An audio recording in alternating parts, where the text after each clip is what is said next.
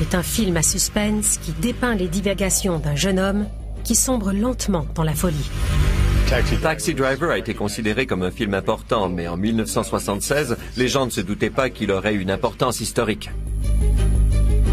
Devant les pulsions meurtrières de ce jeune ancien combattant du Vietnam désaxé, la plupart des spectateurs sont sidérés, allant même jusqu'à trembler de peur. Le personnage a beaucoup de faiblesses. Il se sent rejeté, il est solitaire. Quand un spectateur confond la réalité et la fiction,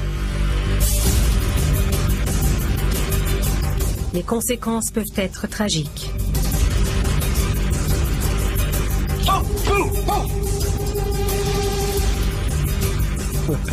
La plupart des gens qui ont de graves problèmes mentaux ne sont pas violents, mais ceux qui deviennent violents peuvent assez couramment commettre ce qu'on appelle des copies meurtrières.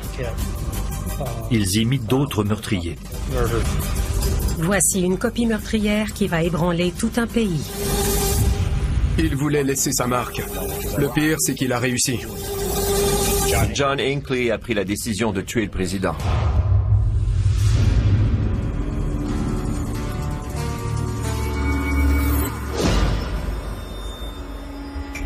À sa sortie en 1976, le film Taxi Driver suscite une énorme controverse dans le monde du divertissement. Quand le film est sorti, personne ne savait quoi penser. Il dépeignait une réalité extrêmement sombre et dure. C'était du jamais vu à Hollywood. Mettant en vedette Robert De Niro dans le rôle de Travis Bickle et Jodie Foster dans celui d'Iris, Taxi Driver raconte comment un ancien combattant du Vietnam tente de sortir une jeune prostituée de 13 ans des rues de New York. Disons que c'est loin d'être un film à la sauce Disney. Taxi Driver a scandalisé beaucoup de gens. Ça faisait peur. Pourquoi? Parce que ça semblait si vrai. Travis est convaincu qu'il ne pourra sortir Iris de son milieu sordide qu'en faisant la guerre à ses souteneurs. Loin des écrans, John Hinckley, fils, un jeune homme de 21 ans natif de Dallas, croit qu'il peut en faire autant.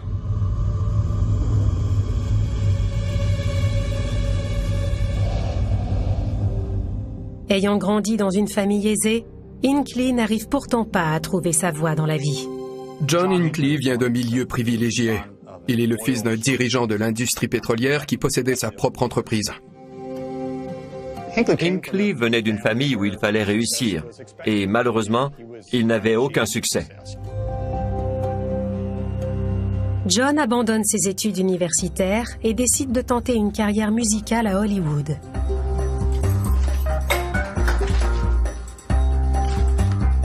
Ses parents soutiennent financièrement son projet de carrière, puisque rien d'autre ne lui réussit.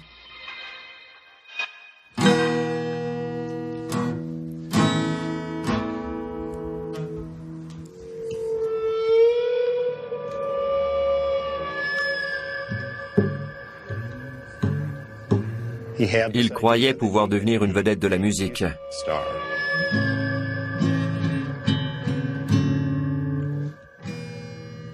Ce n'était pas une bonne idée. Il ne connaissait presque rien à la musique.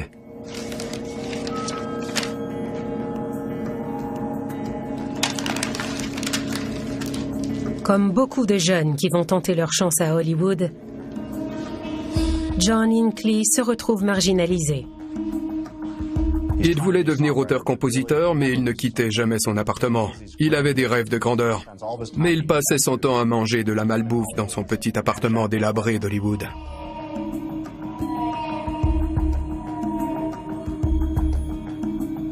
John commence à mépriser cette ville. Hinckley ne comprenait pas pourquoi il n'arrivait pas à percer à Hollywood. Il croyait être un grand talent sous-estimé. John n'a pas d'amis, ni personne vers qui se tourner à Hollywood. Un jour, il voit le film Taxi Driver. Il s'identifie tout de suite au personnage principal du film, Travis Bickle. Travis Bickle et John Hinckley étaient tous les deux des marginaux très solitaires. Hinckley était fasciné par le personnage de Travis. Il va voir le film à répétition, jusqu'à une quinzaine de reprises. Un fait inquiétant qu'a souligné le psychiatre Carpenter, chargé de faire l'évaluation psychologique de Hinckley. Il confondait sa propre identité avec celle du chauffeur de taxi. En 1976, John Hinckley sentait qu'il perdait pied, qu'il pouvait sombrer dans un gouffre, et je crois qu'il voyait dans le film des moyens de s'en sortir. John Hinckley est sidéré de voir à quel point Travis et lui se ressemblent. Ils sont tous les deux des solitaires qui n'arrivent pas à trouver leur voie dans la vie. Peu à peu, John Hinckley décide que toutes ses actions dans la vie seront copiées sur celles de Travis Bickle dans le film. Comme le personnage de Travis Bickle, auquel John s'identifiait, était obsédé par celui de Jodie Foster, il était tout naturel que John devienne lui-même obsédé par la jeune actrice. Comme Travis Bickle dans le film, Hinckley croit qu'il doit sauver Jodie Foster. Il en vient même à éprouver un sentiment amoureux pour elle. J'ai l'impression que John Hinckley a vite adhéré aux solutions de Travis Bickle dans le film. La violence pouvait être une solution, et Jodie Foster aussi. Il confondait de plus en plus sa propre identité avec des choses qu'il voyait à répétition dans le film. S'enfonçant et s'isolant de plus en plus, Hinckley voit Travis Bickle comme un modèle.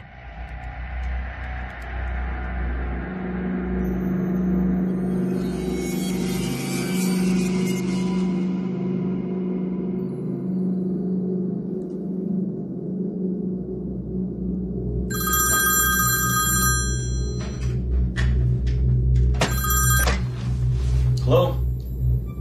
Hey, Mom. I'm good, good. How are you?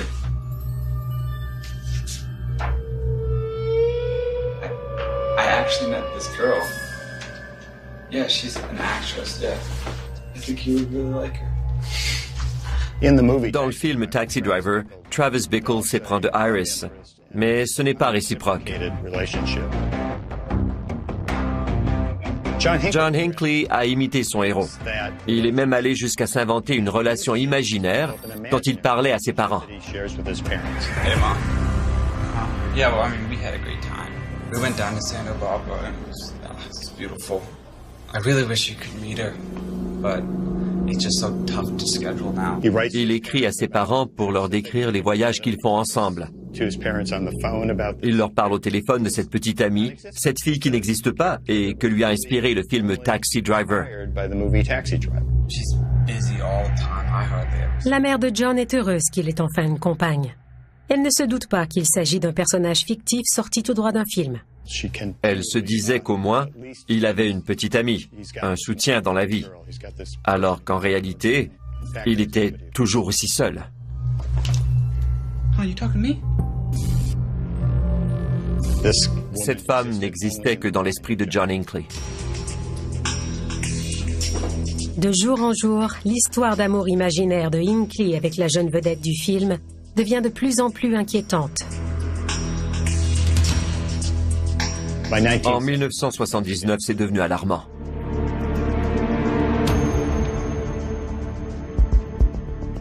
Il s'est mis à s'intéresser aux armes à feu. Hi, can I help you? Can I see that explosive on it? Sure, that's your 32 caliber, 6-shot.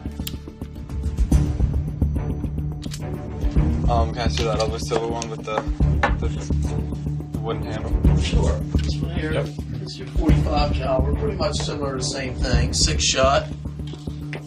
It's a little heavier. Yeah, that's more kick to it.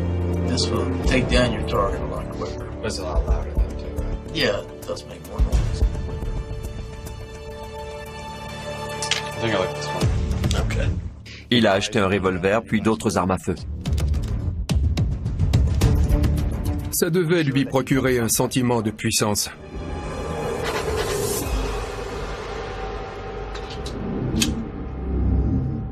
You talking to me? Huh? You talking to me? You talking to me? Hey, you talking to me? Seul dans son appartement, John Hinckley commence à jouer des scènes du film Taxi Driver. Dans le film, Travis Bickle habite un tout petit appartement très quelconque. Dans une scène du film, il joue avec son arme à feu de plusieurs façons différentes. John Hinckley était obsédé par cette scène en particulier. Pour la première fois de sa vie, John Hinckley se sent très spécial. Mais en réalité, il est une bombe à retardement. Tout comme le personnage suicidaire de Travis Bickle. John Hinckley présentait les signes d'une importante dégradation mentale dès la fin de l'automne 1979.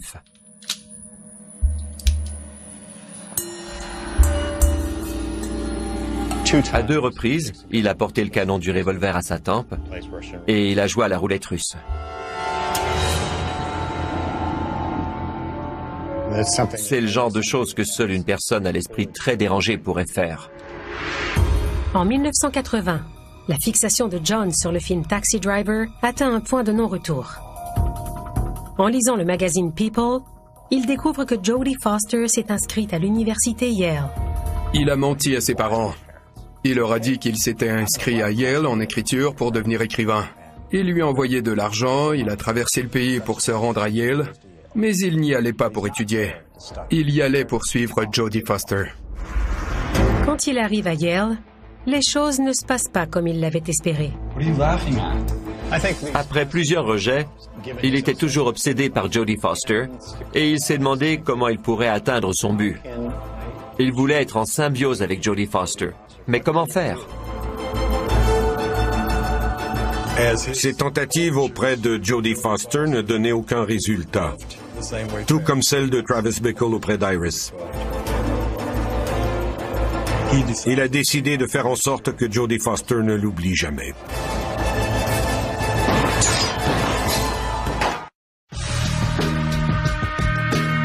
Le public a un coup de cœur pour Jodie Foster dès qu'elle apparaît dans le film Taxi Driver.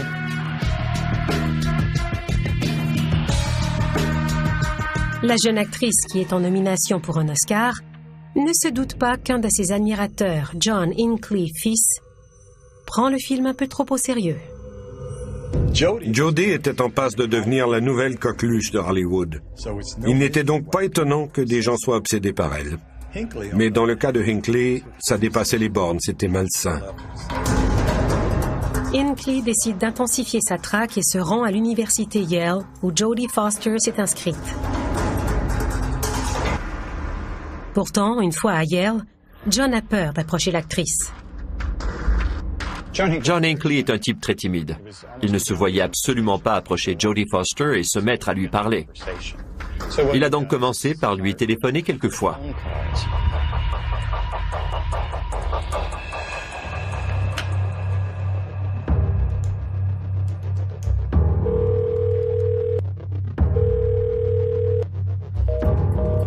Jodie ignore toutes ses tentatives de communiquer avec elle.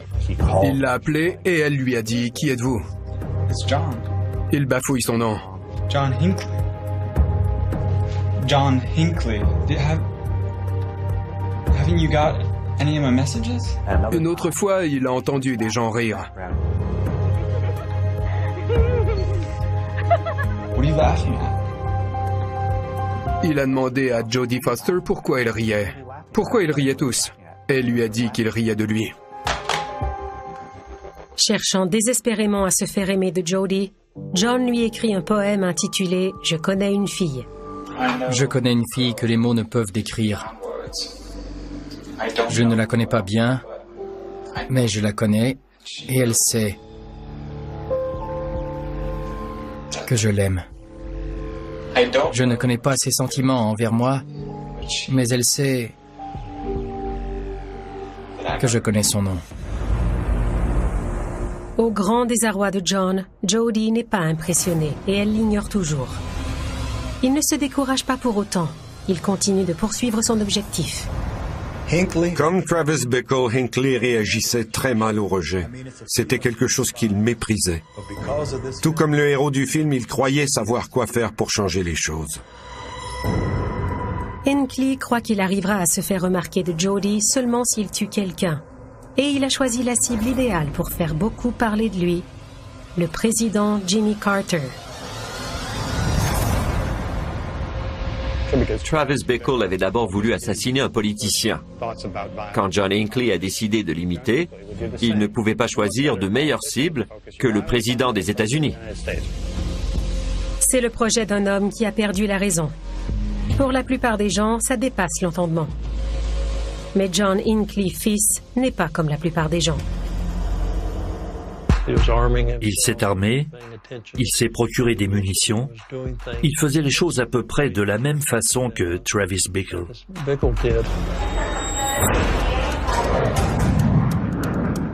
John Hinckley s'est rendu à Nashville. Il est allé à un rassemblement de Jimmy Carter. Et il a évalué la situation, tout comme Travis dans le film. John Hinckley s'approche dangereusement du président. La situation devenait dangereuse. Il était tout près. Il était à quelques pas du président des États-Unis. Le jeune désaxé semble être prêt à passer à l'histoire. John Hinckley s'est rendu armé au rassemblement de Jimmy Carter à Nashville. Il s'est approché tout près de Jimmy Carter. Va-t-il commettre le crime suprême en assassinant le président?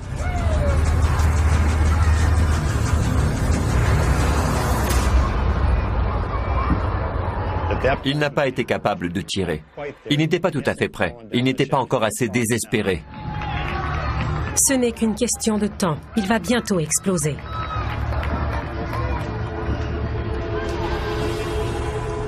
John Hinckley n'était pas prêt à tirer, mais il y réfléchissait. Il se préparait.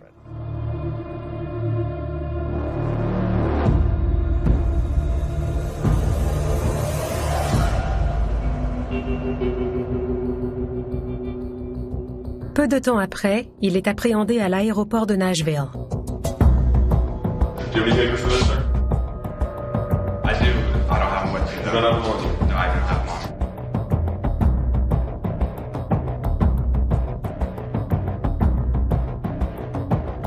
Il a été accusé de possession illégale d'armes à feu. Hinckley ne reçoit qu'une amende de 62 $, après quoi il est libéré.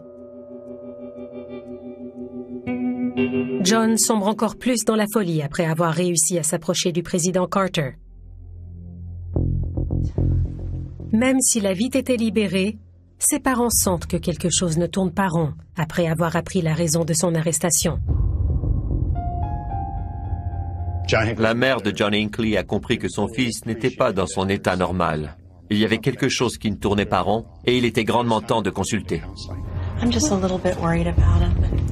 He just seems a little down and usually engages more. And just want to know really why, if there's any reason. Tell me what happened at the airport. I just forgot it was there. Do you usually carry around a gun? No. Do you have a fascination? No, I do not. I do not. So, how are you feeling? Is anything troubling you? La thérapie que suit John Hinckley ne mène à rien, puisqu'il ne parle pas de son obsession pour le film Taxi Driver. Il n'a rien révélé de tout ça à la psychiatre. Il est allé chez la psychiatre seulement parce que ses parents ont insisté. Personne n'était au courant de son obsession. La psychiatre conclut qu'il présente des signes d'immaturité affective. La psychiatre a déclaré que pour aider Hinckley à devenir vraiment adulte, il fallait que ses parents le laissent se débrouiller et le soutiennent beaucoup moins. Maintenant que le seul lien de John avec le monde extérieur est éliminé, jusqu'où ira-t-il pour se faire remarquer par la jeune actrice de cinéma Jodie Foster? Il cherchait vraiment à se sortir de sa situation désespérée. Il savait qu'il devait faire quelque chose et il pensait de plus en plus à poser un geste spectaculaire, comme un assassinat. Désormais livré à lui-même, John achète 2 autres armes à feu. Il en a maintenant 7.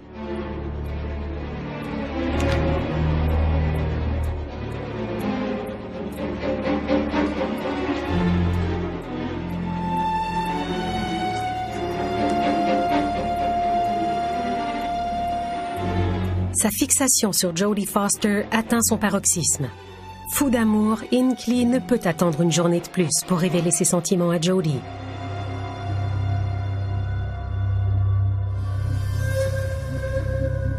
Le 10 mars 1981, il lui écrit une lettre très troublante. Jodie, adieu. Je t'aime 6 billions de fois. Ne m'aimes-tu pas? Peut-être un tout petit peu. Avoue que je suis différent. Ça ferait toute la différence. Il était très abattu et il a décidé de traverser le pays et d'aller tuer Jodie Foster. Il voulait tuer Jodie Foster et se tuer ensuite, ou se tuer devant Jodie Foster. Il n'avait pas encore décidé.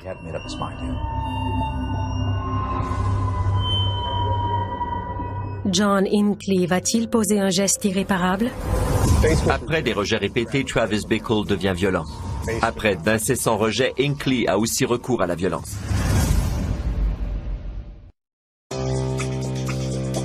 Dans Taxi Driver, l'équilibre mental précaire de Travis Bickle tient les spectateurs en haleine du début à la fin du film.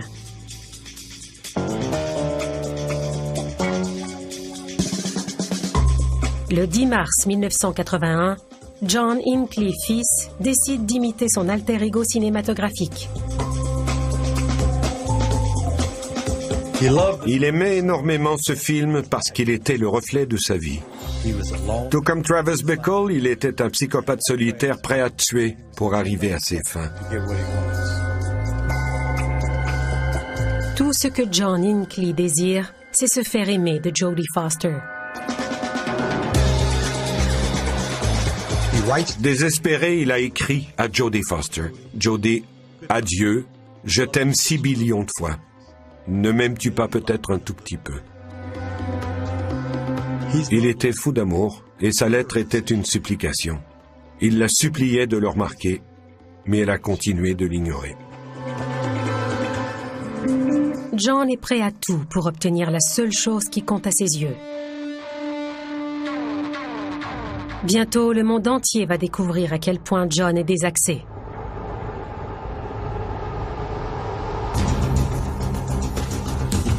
Il est en route pour New Haven, où il a l'intention de tuer Jodie Foster. Il veut la tuer, se tuer ensuite, ou simplement se tuer devant elle. C'est un autre lien avec le film Taxi Driver. Ce type avait vraiment des pulsions meurtrières.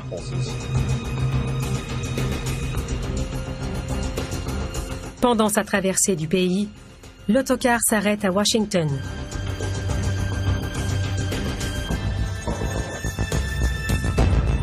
John Hinckley descend dans un hôtel du centre-ville de Washington et il ne dort presque pas de la nuit. Ronald Reagan a battu Carter à l'élection de 1980.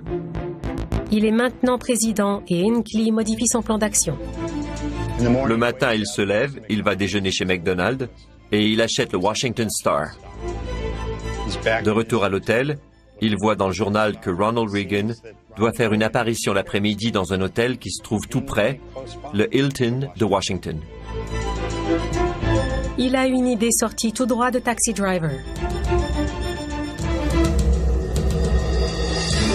Ce qui est très troublant, c'est que Travis Bickle rêvait de tuer le président, mais il a eu peur et il ne l'a pas fait. Alors que Hinckley voulait vraiment le tuer. Il était prêt à le tuer. Le matin même, John décide d'écrire un genre de déclaration. Chère Jodie, il se peut très bien que je sois tué en essayant de tuer Reagan. C'est pour cette raison que je t'écris cette lettre. Je l'écris 1 heure à peine avant de partir pour me rendre à l'hôtel Hilton.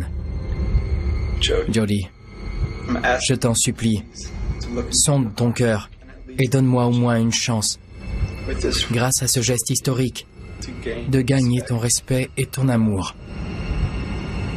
Je t'aime à jamais. John Hinckley. C'était une lettre d'amour, une lettre qu'on lirait après sa mort. Il a écrit cette lettre parce qu'il craignait de se faire tuer 1 heure plus tard en faisant quelque chose pour impressionner Jodie. La lettre tordue de Hinckley à Jodie Foster est la preuve indéniable que son obsession pour l'actrice a atteint son paroxysme. C'était un homme dangereux qui voulait désespérément devenir célèbre pour entrer en relation avec Jodie Foster. John va passer à l'action. C'est maintenant inévitable. Reste à savoir combien de personnes vont perdre la vie. Il a pris des balles, il a chargé son revolver et il s'est rendu à l'hôtel Hilton.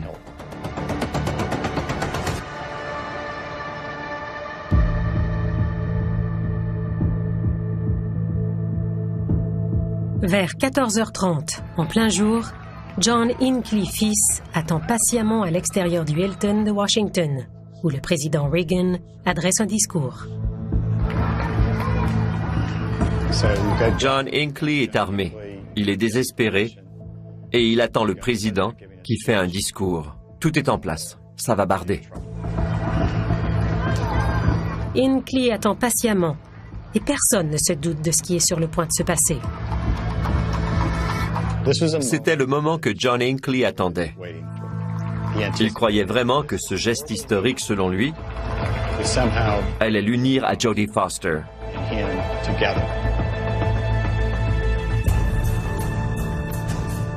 Dans le film Taxi Driver, Travis Bickle s'apprête à tuer un candidat à la présidence, mais il est déjoué par des gardes du corps qui voient venir le drame. Dans la réalité, John Hinckley fils est prêt à s'éloigner du scénario pour arriver à ses fins. Une limousine noire est garée à quelques mètres d'où se trouve John. C'est le véhicule dans lequel Reagan doit repartir. Quand les portes de l'hôtel s'ouvrent, le président Reagan sort de l'immeuble, entouré d'agents des services secrets et de membres de son personnel. Reagan est sorti de l'hôtel en saluant la foule et John Hinckley a cru qu'il ne saluait que lui. Pendant qu'on l'escorte à son véhicule, Reagan ne se doute absolument pas que quelqu'un s'apprête à le tuer. Il savait ce qu'il avait à faire. Il était prêt, il tenait son arme, le doigt sur la détente. Il ne restait plus qu'à tirer. Au moment où Reagan va s'asseoir dans la limousine, une voix s'élève de la foule, celle de John Hinckley fils. John Hinckley a crié. Mr. President! Mr. President!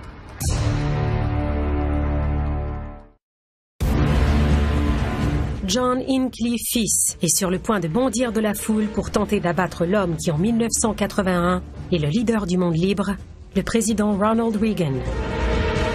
John a une fascination maladive pour Jodie Foster depuis qu'il s'identifie au protagoniste du film Taxi Driver qu'il a regardé à répétition.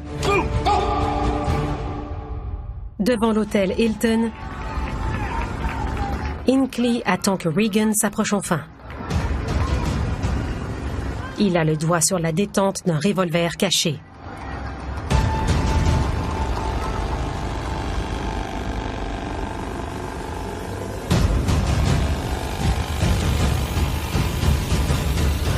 À cet instant précis, il se dit « Je vais tuer le président ». Et grâce à mon geste historique, Jodie va enfin découvrir la profondeur de mon amour pour elle. Mr. President! Mr. President!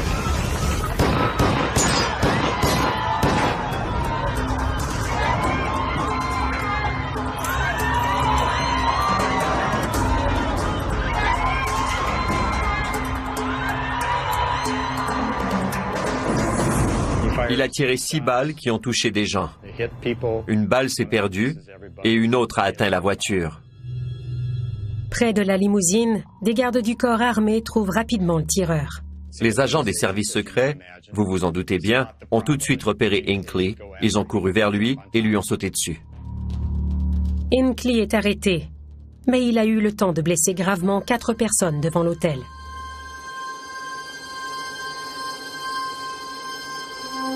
Le blessé le plus grave était le secrétaire de presse James Brady. C'est un miracle que personne ne soit mort. James Brady avait une balle dans le cerveau. Il a vraiment frôlé la mort.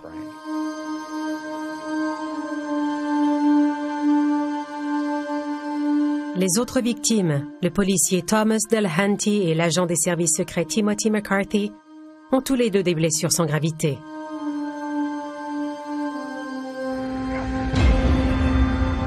Une autre personne a reçu une balle. La 6e balle a ricoché sur la limousine, puis elle a atteint Ronald Reagan. Elle s'est logée à moins de 3 cm de son cœur. Le plus étonnant, c'est que Reagan ne se rend même pas compte qu'il est atteint. Il voulait le ramener au plus vite à la Maison-Blanche, en sécurité, mais il s'est mis à cracher du sang.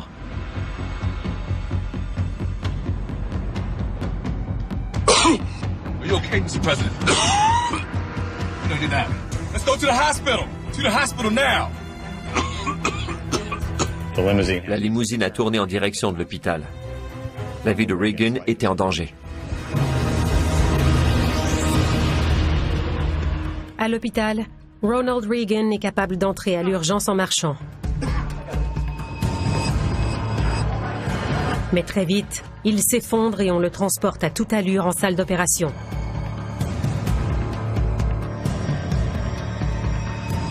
Tout le monde s'est mis à chercher où la balle s'était logée dans sa poitrine. Le chirurgien cherchait désespérément la balle. Il avait peur qu'elle s'introduise dans une artère, qu'elle monte au cerveau de Reagan et qu'elle le tue.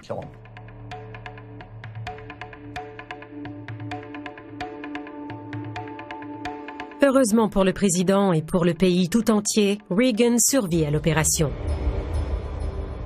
Reagan était un président qui aimait que tout soit préparé, que tout soit écrit. C'était un acteur. À 14h27, quand John Hinckley a tiré à 6 reprises, ce n'était pas écrit.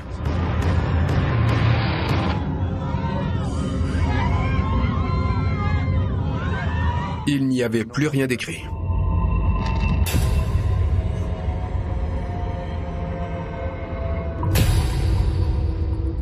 Des agents du FBI interrogent John Hinckley fils au sujet de sa tentative d'assassinat.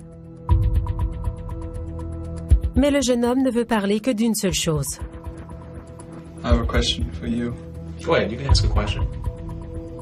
Were the Oscars postponed this year? Are the Oscars still on? Yes. La remise des Oscars devait avoir lieu, et John Hinckley a demandé aux enquêteurs si elle avait été reportée. Were the Oscars postponed this year? Yes, the Oscars have been postponed. Why do you ask? Si la cérémonie était reportée, pour Hinckley, c'était la preuve qu'il avait bel et bien posé un geste historique. C'était médiatisé et Jodie Foster serait mise au courant. Les agents du FBI poursuivent leur interrogatoire et John Hinckley commence à parler d'un probable mobile. Is it just you? Did someone tell you to do it?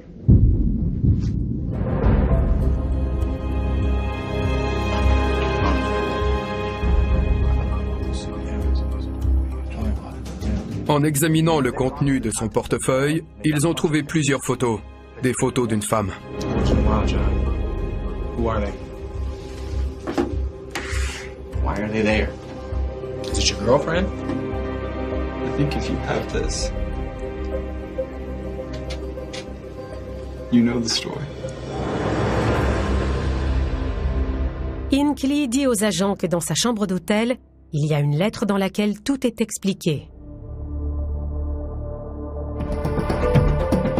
Les agents du FBI se rendent à l'hôtel, ils trouvent la lettre et quand ils la lisent, ils sont complètement sidérés.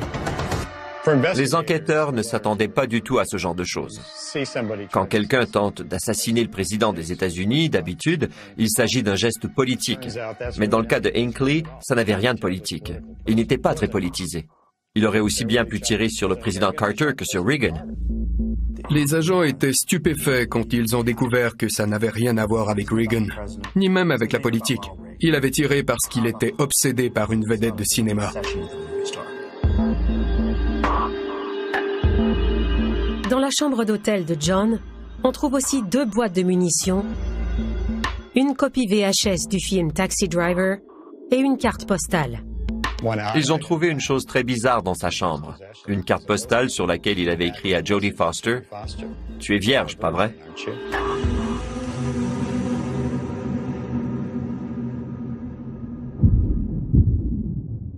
Jodie Foster est sidérée quand elle découvre quelles étaient les motivations tordues de Hinckley derrière sa tentative de meurtre.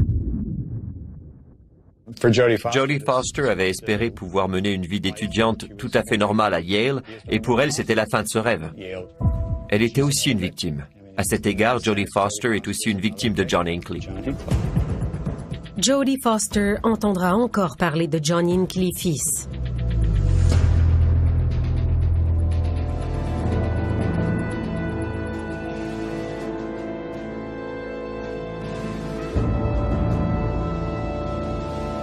Son procès procure à John Hinckley une autre occasion de se faire remarquer de Jodie Foster. L'affaire a secoué les États-Unis. Les gens voulaient qu'il soit tenu responsable. Très peu de gens arrivent à comprendre comment le film Taxi Driver a pu donner à John Hinckley l'idée de commettre l'une des tentatives de meurtre les plus tordues de toute l'histoire des États-Unis. La nouvelle a ébranlé tout le pays. Le président des États-Unis, le nouveau président en poste depuis à peine 2 mois, avait déjà été la cible d'une tentative d'assassinat. Pour bien des gens, c'était vraiment terrifiant. Les Américains vont bientôt découvrir à quel point cette affaire est tordue. À son procès, les avocats de John Hinckley plaident la non-culpabilité pour cause d'aliénation mentale. John Hinckley a tiré sur le président et le gouvernement avait des images de l'incident. Il ne pouvait donc pas nier les faits. Il ne pouvait pas dire « ce n'est pas moi ». L'aliénation mentale était la seule défense possible.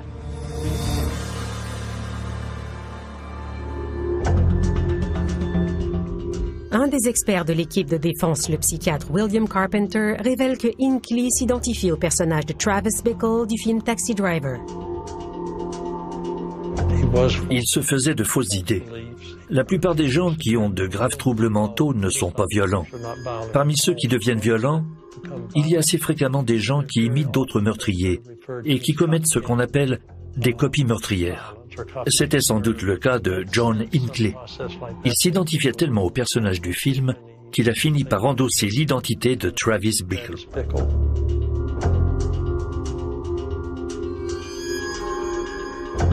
Selon Carpenter, Hinckley s'était imprégné de l'identité de Travis Bickle et il croyait pouvoir sauver Jodie Foster, tout comme Bickle voulait le faire dans le film.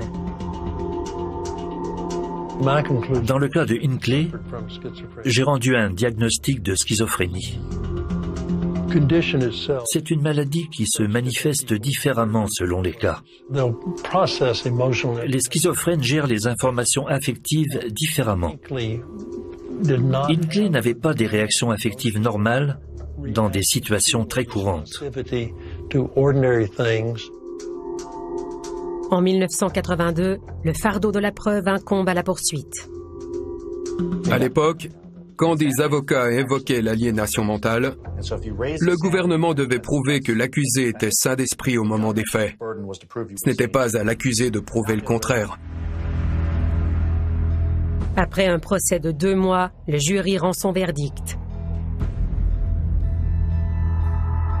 Les jurés ont eu du mal, mais après 3 jours de délibération, ils sont parvenus à un verdict de non-culpabilité pour cause d'aliénation mentale.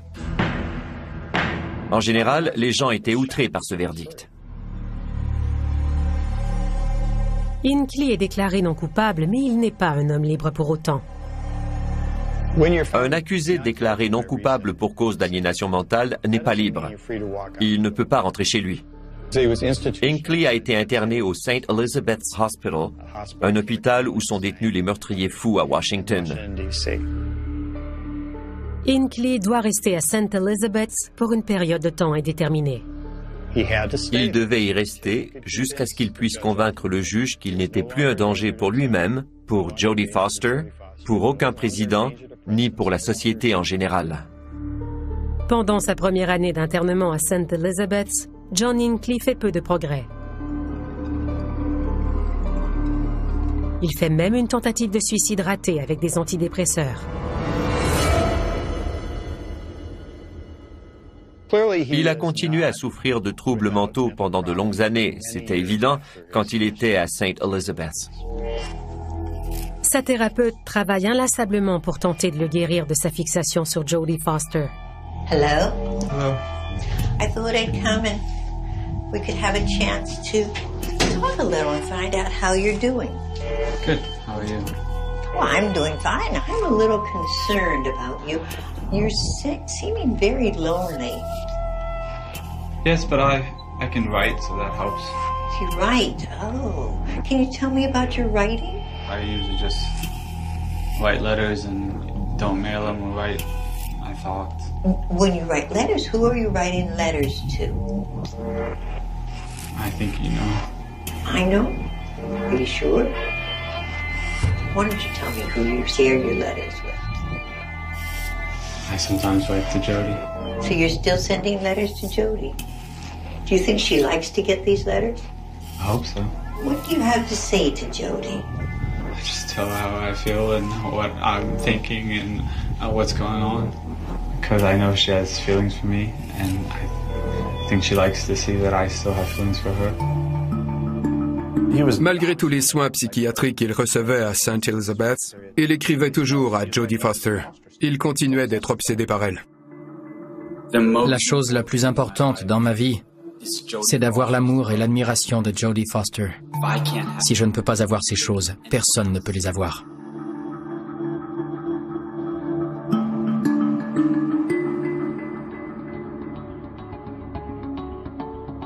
Après plusieurs années, les médecins remarquent une amélioration de l'état mental de Hinckley.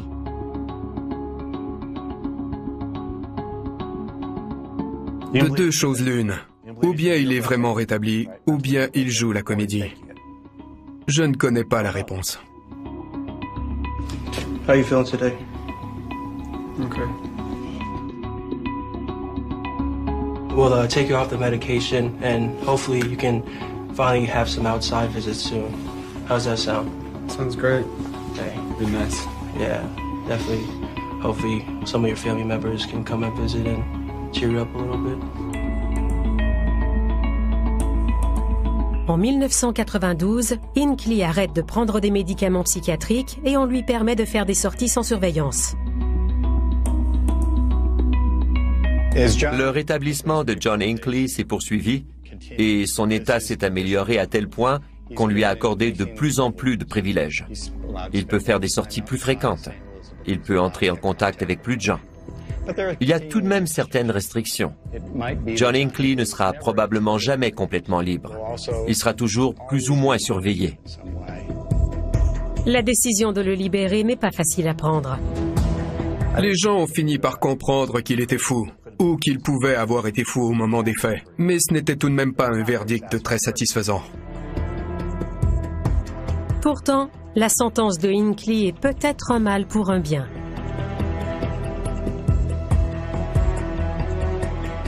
John Hinckley était accusé de tentative de meurtre, un crime passible d'une peine maximale de 20 ans de prison. C'était il y a plus de 20 ans déjà. Si John Hinckley avait été reconnu coupable, il serait déjà libéré et il pourrait faire tout ce qu'il veut, alors qu'aujourd'hui, il est toujours sous surveillance à St. Elizabeth's.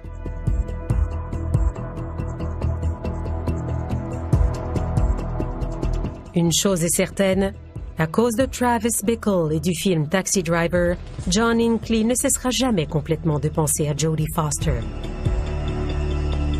Il a eu ce qu'il voulait. Il s'est fait remarquer de Jodie Foster.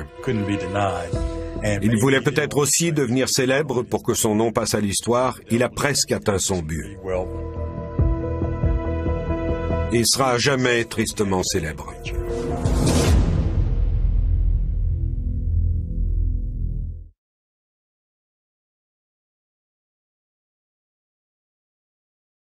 Pour un voyage spirituel.